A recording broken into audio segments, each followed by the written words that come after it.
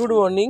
দেখো, এই ফেব্রুয়ারি মাসেই যে গাছগুলোকে রিপোর্ট করার সময় আসে, সে ধরো এই গাছটা হচ্ছে আমার একটা বেলফুল গাছ, জুঁই ফুল গাছ, সরি বেলফুল গাছ আগে ওই পাশে আছে।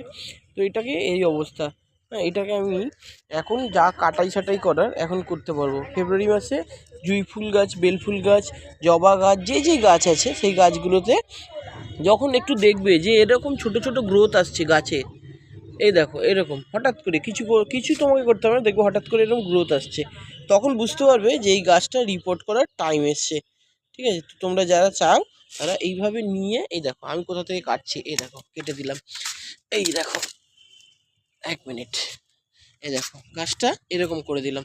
ঠিক আছে, এবার একটুখানি নিয়ে সাফ ফাঙ্গিসাইড এই দুটো কাটা জায়গাতে লাগিয়ে দিতে হবে, তাহলে দেখতে পারবে মাস খানেক পরে গ্রোথটা দেখতে পারবে। Thank you.